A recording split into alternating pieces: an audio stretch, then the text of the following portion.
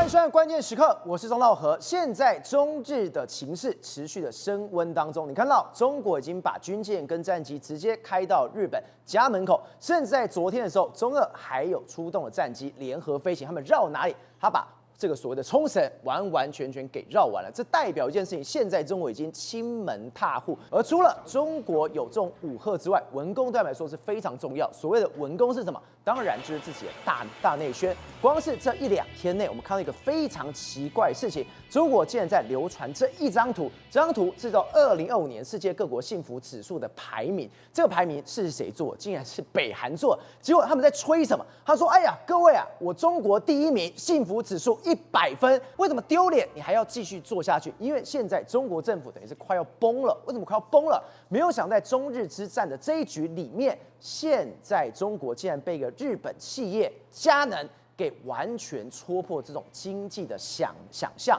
我们都知道，中国的佳能，它过去是怎么样？它原本在中国这边服务，但是没有想到，它今年要撤离了中国，结果没有想到引发中国网友的一片讨论，甚至喊了一句话：“佳能感动常在”这4个字。为什么？因为佳能给出的这个所谓的裁员的补偿金非常的吓人，它是2.5N加1的补偿金。有人说他领了200-300万，甚至你很难想象到的，佳能的清洁工甚至还领出了100多万。所以当今天全部人都喊出佳能的感动常在，让中国政府快要吓死。我在第一线，我还在那边喊抗日，我还在那边把民族情绪吹到这么高，结果你在后面，你在缅怀这么好的日本企业，这让中国政府头真的痛了，而且凸显一件事情：中国的经济到底有多脆弱呢？好，我们现在介绍今天的来宾，第一位财经专家黄世聪，大家好；时事评论员张宇轩，早；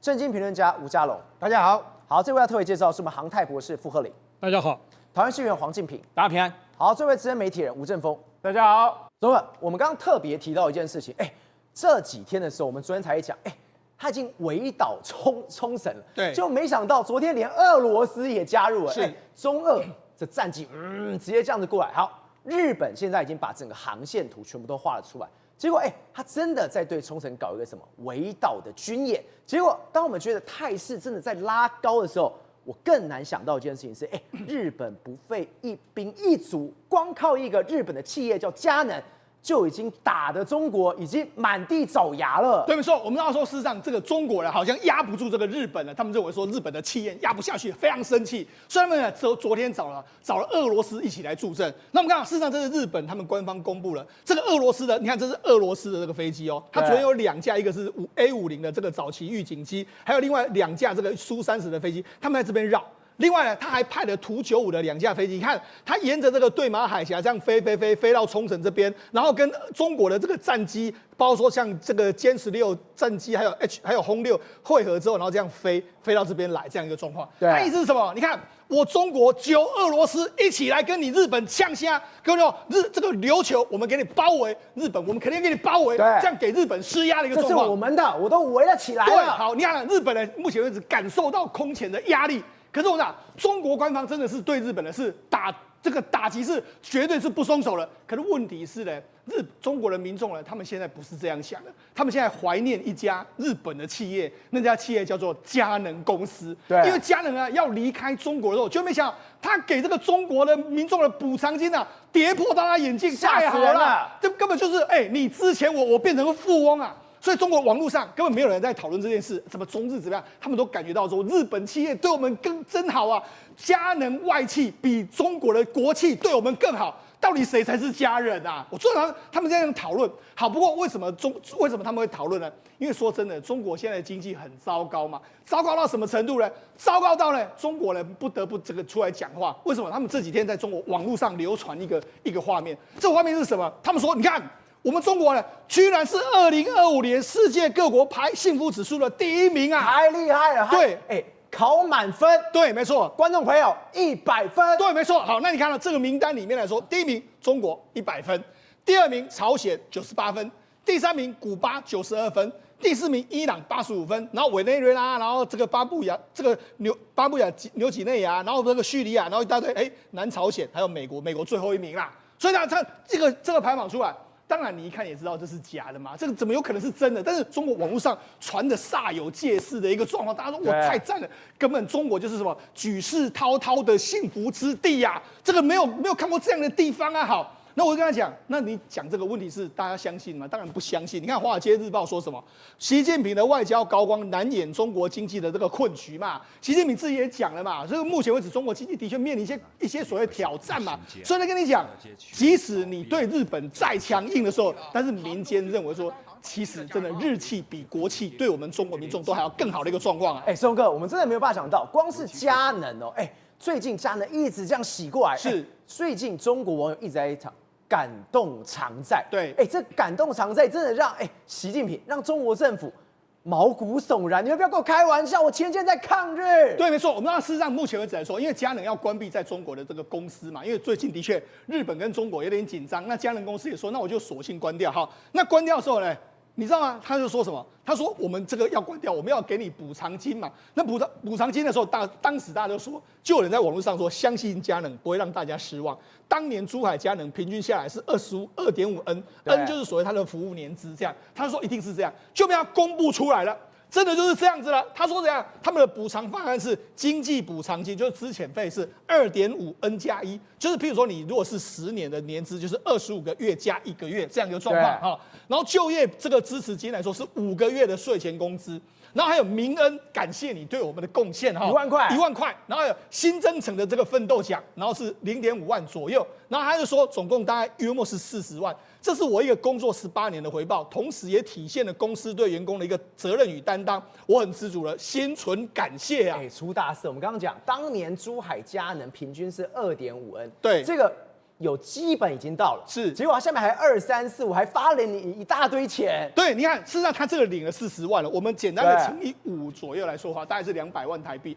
这在中国来说，200万台币很高那以现在的薪资大概是170，现在的汇率大概176万，176万很高然后还有什么？还有另外一个佳能的这个组装组长，他说呢，我组装组长来说的话，我20年了，20年的工资，你看他拿了多少？他拿了88万他就说真的，你看我是佳能的组装组长，补偿了88万，真的很感谢，回家养老了。回家养老了。然后下面恭喜，你看有68条的回复。然后另外说我在佳能做清洁工12年，昨天30万到账。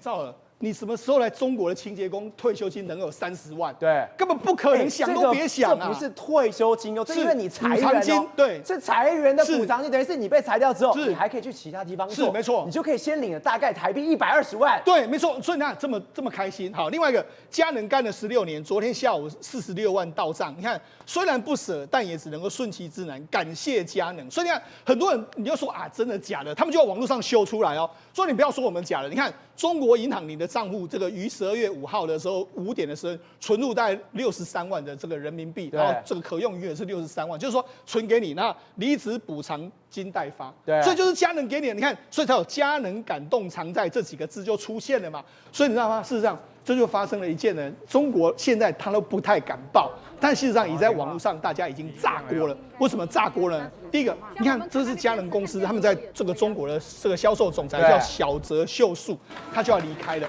他要离开的时候，结果没想到，你看他说什么？这是有人要贴的。佳能公司总裁小泽秀树是最后一个离开中国的，他打算不辞而别，悄悄的离开。但是当他走进机场的时候，居然有300多名的佳能员工不顾保安就冲进这个机场，只为见总裁的最后一面。真的假的？对，导致这次的航班呢晚点了18分钟左右。就这样，我们都以为是有偶像来，或者是有名人来，对，甚至有所谓的高官来要演戏，没有。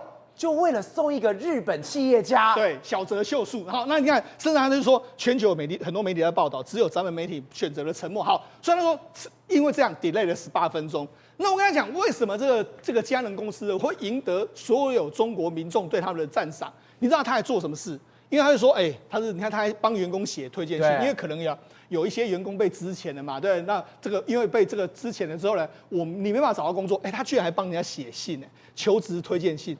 尊敬的这个人力资源部，你好，我是佳能公司的这个董事长，然后这个非常感谢你赞同我的这个推荐信，然后他推荐了谁？什么他还写，然后他是个很刻苦耐劳，怎么他还帮人家写推荐信。小泽秀树，对啊，董事长，然后让网系职务说照顾中国人的都是外企。对，所以就这样啊，他就说你这样太夸张了吧？石东哥，你看到我们用绿色框起来的地方，来，我们看到这几行字，照顾中国人的都是外企，欺负中国人的都是国企。所以我才说，你看啊，他们当时的时候就有人去拍。你看这清洁工还在那边继续，即使他们工厂都要关了，这清洁人员还是把这边的最后的工厂呢，把它弄得非常体面。反正我们要关了，你看他最后一刻还在把水这样子这边浇花。对，因为为什么？因为他领到这种丰厚的薪水，可能是30万的这个补偿金，太开心了。好，那我们跟他看一个非常令人感动的，他就说，因为呢，这个我刚才不是说吗？小泽秀树是要偷偷的离开。但你看啊，他之前从这个佳能工厂要偷偷离开的时候，真的就是这样子。但你看，有很多的高管在这个地方看他，就不愿意他离开。而且我们刚刚看到什么？刚刚连警卫哦，你把画面再放大看，是他在跟他敬礼耶，是没错，他跟小泽秀树敬礼，对，非常谢谢他的，是没错。好，那我们以为说，哎，这个感动就在这里，没有。他到了机场之后才知道，有大概约莫几百个员工在那边等他。所以来跟你讲，我就说嘛，真正让人家感动的是什么？真正让人感动的是，因为你有照顾到这些民众嘛。好，那我们跟他讲，那中国目前为止的这个真实状况到底是什么呢？哎，你知道吗？事实上，我们就讲这个真实的状况就是真的没有那么好。不过你看啊。他们这个12月9号的时候，他们国税的总局发这个记者会说啊，你看啊，我们11个月的税征的收入超过29万啊，29兆啊，对，然后税征收入那个同比增长3.1%年成长啊，然后社保费同比增长4.9啊，表示我们经济还是高质量的发展啊。我跟你讲，中国就是计划经济嘛，中国的这个经济数据来说，我们都要打上一个比较大的问号，所以他们当然一直在说，哎，我们经济这个稳中向好的一个状况，因为他们今年的经济成长率是5%，你这个目标是5%，你不能低于5%，所以无论怎么样，就是要弄到5%就对了。好，那么事实上，你看，我们就给大家看一下真实的这个状况。你看哦，这是招聘书，那个月休2天，不交社保，然后到手3000，只要32以下的，这个世界太颠太难。你看，32岁以下，然后月休只有2天呢，休2天呢，然后没有社保3000块。这太便宜了嘛，对，只有台币1万多块。对啊，然后就说休2天。对，你看他就说什么上一休一1个月3000，这什么？因为上一休一是上24个小时这样一个状况。那你看他就小千层收到了，然后你看这个1个月是1800，好，然后这个试用期是1800，然后3个月后是2100，然后2班制的一个状况，月休2天。赵恒，这个太夸张了，但是目前为止中国的招聘就是这样，所以为什么他们看到佳能的补偿金，他们都会流下眼泪？然后人家说什么一夜致富？对啊，这个2-3千块，1个月2-3千块，我要赚到民国几年啊？那要是我也会喊佳能同在，对不对？我要与佳能同在，一定是这样子嘛。好，他们现在在网络上狂洗一个东西，就是我们讲到嘛，幸福指数，举世滔滔的幸福之地。你看哦，这是什么？这是这个他们的网络上啊，对，中共国，你看朝鲜公布这个幸福指数，中国满分是第一名，但你看这个网易哦，朝鲜再次公布全球幸福指数，这个中国第一，朝鲜第二，古巴第3，然后你看再次公布，这是知乎啊，你看他们都一大堆网络上面的这个文章，而且你看到哦，网易哦，它明明就有第1篇，还有第2篇，对，一开始我们点都有，是，就现在怎么样？他把它下掉，没有了，出事了。对，为什么出事呢？因为事实上你这个出去的时候，大家我不相信，大家都笑死了。他说你这是这个第7红高级黑嘛？你是这个意思吗？怎么有可能是100分啊？对不对？而且美帝是怎么这个最后1名啊？哈，这怎么可能？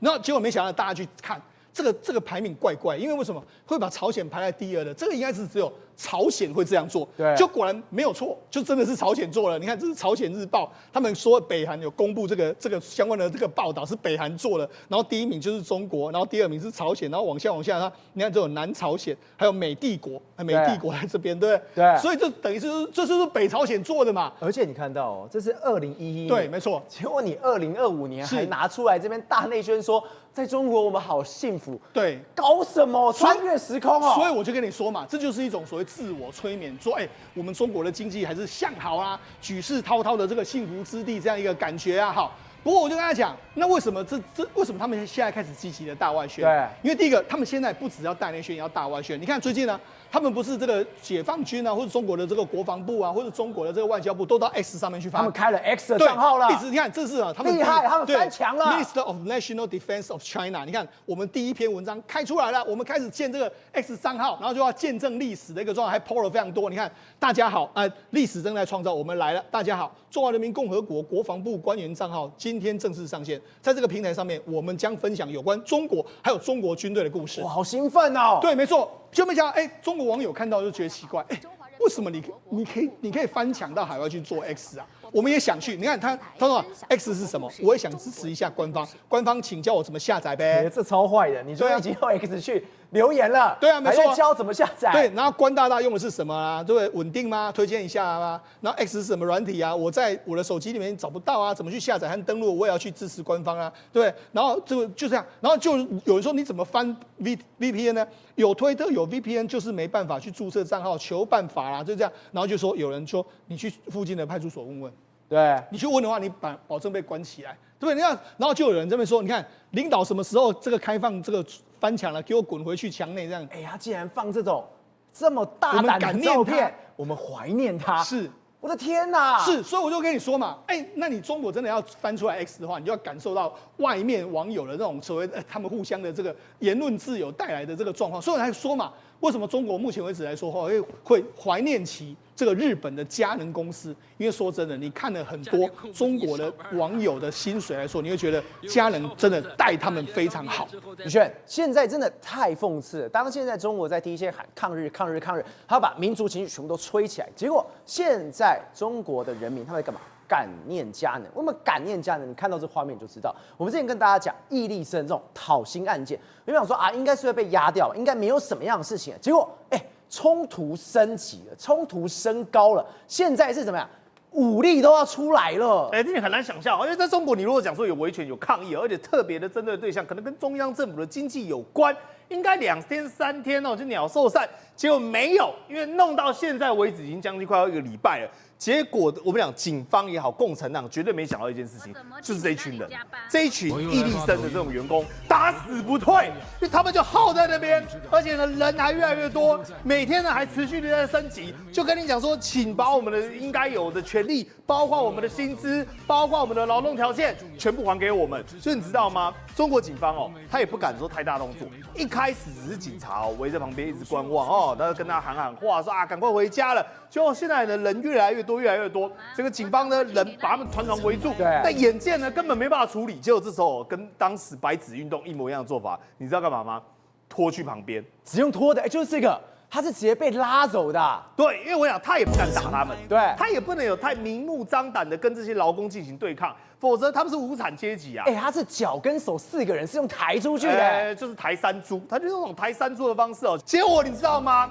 更令人离奇的事件来了，如果你在中国共产党这边，你有人被抓了，那代表逮鸡大条，可能会出大事了官方在注意你了，应该直接散了吧？结果不是，你知道这一群抗议的人喊说什么吗？放人，放人！有没有听到？放人，放人！直接开始这样喊跟警方对呛我们讲的警方，台湾叫警方啦，他们这个叫公安他直接就跟这个我们讲执法单位完全没在怕豁出去，因为理由很简单烂命一条啦，反正呢不服来战就这样子啊。对他们来讲，我现在已经活不下去了。但你知道，网络上中国网友都在嘲笑他们，为什么？他说：“哎呀，你们这些易立生的员工啊，自己有毛病。为什么有毛病呢？因为他们公司其实把它改成是5天，每天上8个小时。那请问一下赵和，听起来有没有问题？”很 OK 啊，对啊，感觉幸福企业嘛。对，错，藏在猫腻里面。他们就说，我们以前才不是这样子，但现在网络上都在笑我们说，你们是做牛做马还不够，还自己要求要加班，没有看过有这种人的啊。其实说你们现在就已经做牛马了，然后他们就说，你们为什么要吵着一直要加班呢？人家给你幸福企业啊。他说不是，因为原本呢，他们如果加上加班费的，对不对？一个月大概5000块左右。对，那5000块人民币呢，台币大概2万多块嘛。就他现在跟你讲说不加班了。所以没有加班费，对，那有一些补贴呢，停他都把你扣掉，然后跟你说最后呢，一个人只给你2000块。问题是你还要再扣掉社保，所以你扣掉社保之后呢，一个人呢最后大概剩下1000出头有找。来赵，我就问一个问题原本你一个月可以领2万多块台币，现在跟你讲说你一个月呢大概领5000块台币，你受得了吗？当然受不了，你当然差太多了。对，那你看起来表面上叫幸福企业啊，问题是他们以前是仰赖加班费作为他们的核心主力嘛。他们才有办法继续营运下去，但你知道为什么易立生要这样做吗？因为理由很简单，他们原本是接 Apple 的订单，那 Apple 里面呢是不是有做很多的我们讲的耳机什么的？那后来 Apple 缩产之后呢，变成是只有一款，那这个公司也很坏，他不想要资遣，为什么？我如果资遣像 Canon 那样子，我不是要付一大堆资遣费吗？他没有钱的，所以我怎么整理呢？我把所有的人的额外产线全部扣掉，扣掉之后呢，我把你们这些人全部叫来，唯一还在生产这些耳机的产线。那叫来之后呢，我把总额，也就是我原本要付给员工的薪水，平均分摊。换言之，我的成本没增加，我只是产线被砍掉，但是呢，你们全部由你员工薪水来承担。所以对他们来讲，当然受不了啊！我去到那边也没工作可以做，他们也没加班费可以赚，所以对他们来讲，真正的问题根本不是什么5天8个小时。如果5天8个小时，你给他一个月1万块人民币，他也活得下去啊。但更惨的是什么？现在中国最流行2025年哦，有一个新的笑话。这个笑话是什么呢？是长辈对小孩讲的笑话。赵和，你想想看，我们的长辈呢，通常会跟家里蹲哦。我们台湾年轻人讲说什么？说，哎呀，赵和啊，我实在没有办法再供养你上学了，我没有办法再让你这样继续待在家里面了，请你出去外面工作好不好？这是台湾父母跟小孩很常的对话嘛。在中国不是，中国的父母是跟小孩讲这句话。哎呀，赵和啊，我没有能力再供应你上班了，你别上班了吧？不要供应上班。对，你以为开玩笑？我反而亏钱，真的，我害了家庭，真的，因为他们现在员工平均大学毕业出来大概就1500块人民币左右，那所以呢，家里都要供4000块到3000块。那问题是小孩子呢又会说，父母，我要去大城市打拼，我要去上海，我去深圳打拼，所以呢，你出去外面他又要补贴你费用嘛，所以他们讲说房屋水电加起来8000啦，他工资只有5000啦，他家里还要寄3000块补贴啦，他以前生活费才1500，现在反而要多到1500，所以家长以前付1500，现在付3000啦，根本受不了。江哥，我们刚刚特别讲到一件事情，中日现在已经站得跟什么一样？他们在怀念佳能之外，我们之前一直在讲高市早苗后面是谁挺？是美国挺他。但是那时候我们觉得非常怪啊，为什么只有美国驻日本的大使馆出来说话，就没有想到在我们讲的时候，现在连美国国务院都已经出来讲话，他直接说，你这样子每天这样子绕冲绳那边搞，甚至中国跟俄国，我们刚刚讲飞机这样子绕，你根本把这个围岛军演、围冲绳军演这样搞，他说你根本就在干嘛？你在破坏区域的和平。现在美国已经要出来话了嘛，躲这么久，现在谁是躲？现在看起来中方可能掉进去陷阱里面哦，这是一个陷阱，为什么？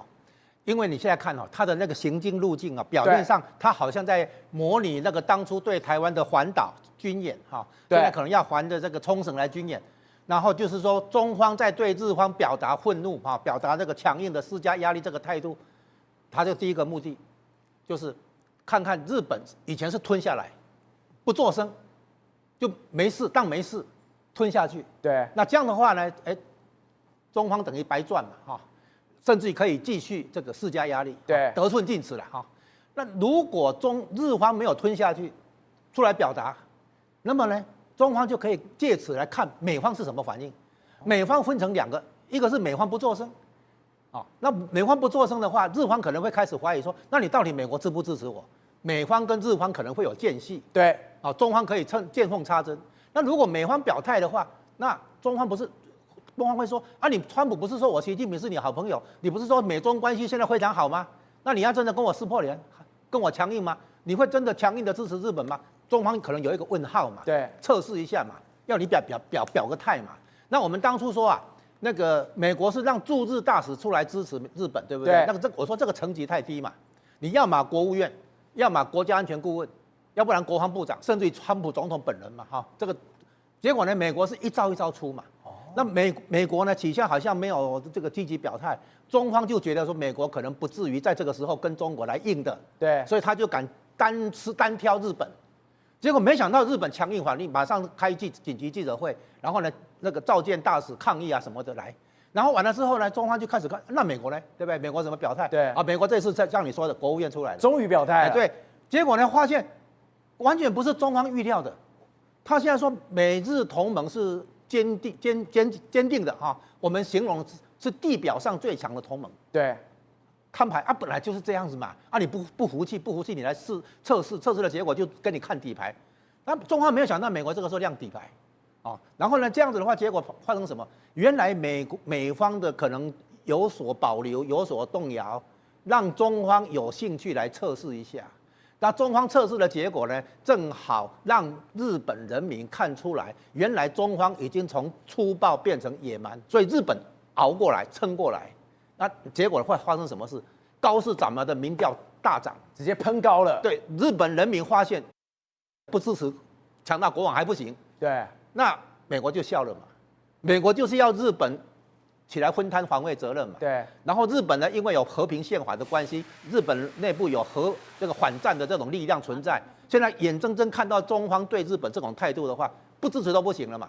所以中方帮日本团结内部嘛，日本开始重新成为军事大国，叫做重新武装、重新崛起。所以中国也太糗，他做了球，给日本杀球，对，给美国杀球，对，现在自己他一臂指挥的。对，因为一开始的时候，美国仿佛就是只派一个驻日大使出来应对，对，然后呢，中方就觉得不对吧，这种层级太低嘛。你要表达的话，至少国务卿啦、国家安全顾问这个都可以，所以中方就有兴趣给美国出题目，看看美国是怎么反应嘛。啊，现在看出来，原来没有错，美日同盟坚定不移。然后呢，现在日本开始感受到中方的军事威胁、军事压力，所以整个西南诸岛、冲绳这边都要全部部署中程导弹啊，电子侦测系统啊，全部都来了嘛。所以小勇哥，如果今天大家都中了，大家等于是说中国做了球，日本跟美国都要杀球，而且今天有个非常怪的地方是什么？是美国国防部今天外媒曝光了一份叫做强者简报，结果它里面讲的是什么？他说，中国的武力有到这么强，然后他现在是什么？你现在美国的国防你要赶快动起来的。美方有时候会刻意保留还是示弱，然后呢看看中方是怎么反应。啊，中方如果想要试探一下得寸进尺的话，美国就判定说，哦，原来你心怀不轨。对，然后呢，包括美国的盟友都会看出来中方心怀不轨。说到底啊，美国在做一件事情，就是联合盟友。分摊防卫责任，对，所以让日本叫出来，让台湾、菲律宾、澳洲都叫出来，就是用我们的话讲就是出来供啊。然后呢，现在中方不查，没有意识到这一点，等同于掉入美方的陷阱。宏观取材，厘清真相，犀利精准，深入剖析，时刻掌握关键新闻时事，不漏接。老时段，新气象，我是钟浩和，关键时刻2.0，全新出击。